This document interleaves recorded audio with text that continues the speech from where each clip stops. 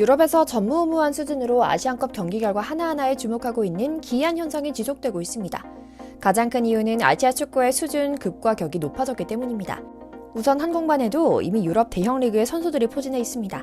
단순히 포진만 한 게 아니라 각 팀에서 에이스 역할을 하며 매 경기마다 언론의 입방아에 오르내리고 있죠. 범위를 일본으로 넓히며 훨씬 더 많은 선수들이 구라파 각국 리그에서 뛰고 있습니다. 아무래도 일본이 자본력으로 유럽 구단을 인수해 빅리그 진출 발판 개념으로 많이들 진출시키고 있어 더욱 많긴 하지만요.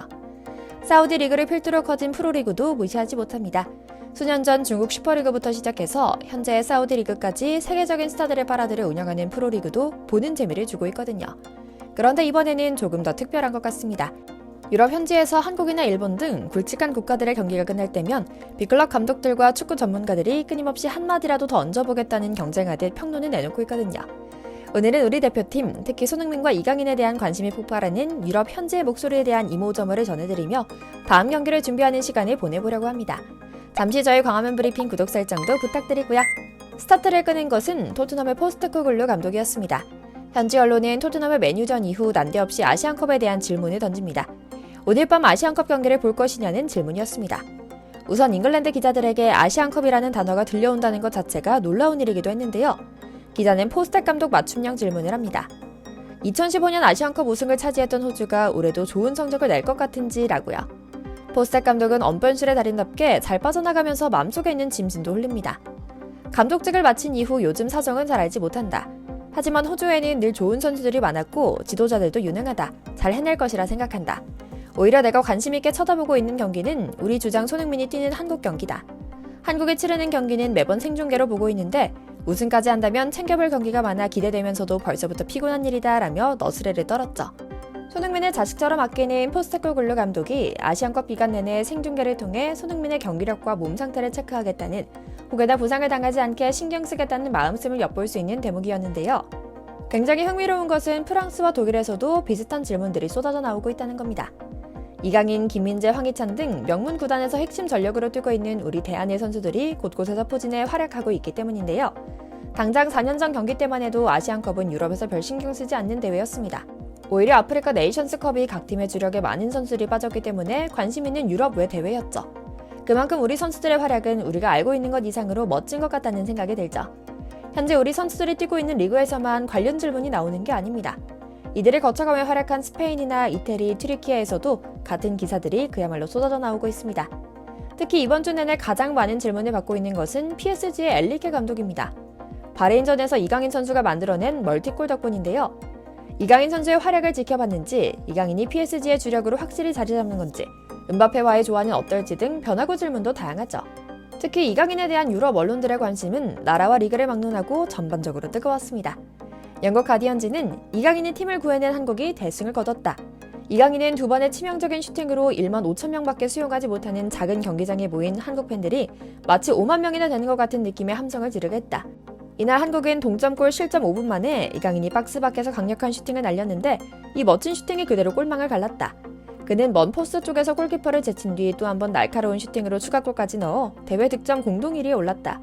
지금 우리 소식에 이강인이라는 이름이 얼마나 자주 올랐는지를 보라. 우리가 전하고 싶은 것은 이게 전부다 라며 극찬했고요. 또 다른 영국 언론인 이브닝 스탠다드 역시 이강인은 한국의 리드를 되찾아준 멋진 골을 만들었다. 이강인은 침착하게 상대 골망을 노리는 골잡이의 노련함을 보여주고 있다.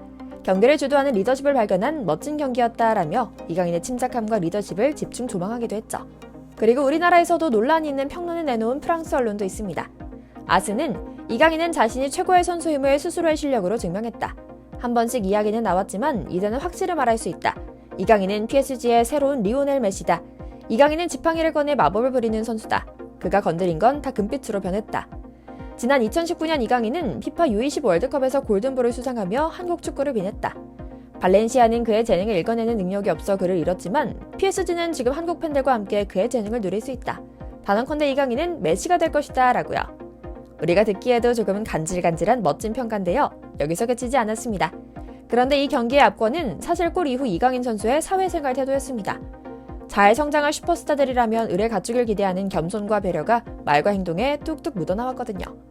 어쩜 일을 잘하냐는 기자의 질문에 정말 많은 부분에서 손흥민과 은바페에게 배우고 있다. 축구적인 부분은 물론이고 그 외에도 축구장 밖에서 사람으로서 어떻게 해야 하는지도 배우고 있다. 대표팀에 오면 흥민이 형뿐 아니라 다른 선수들에게도 배울 점이 많다. 많이 배워서 좋은 선수가 되려고 노력하고 있다. 소속팀에서도 은바페와 다른 선수들의 장점이 많아서 배우려고 한다 라고요. 사실 유럽 사람들에게는 이런 모습이 굉장히 낯선 모습이긴 한 것 같습니다. 경기력이 좋으면 내가 잘해서 그렇다, 훈련을 잘했다 등등 자신에게 공을 돌리고 자신에게 스포트라이트가 쏟아지는 것을 즐기곤 하는데 이강인은 겸손하면서도 자신 있는 모습을 보여줬기 때문에 신선한 충격으로 다가갔던 것이죠. 그런데 이런 이강인의 활약에 나름의 많은 관심을 보이고 있는 것은 팀 감독들이나 각국 언론뿐만이 아니었습니다. 그 존재 자체가 프랑스 축구이자 PSG 축구 자체인 은바페도 관심을 표하고 있는 건데요.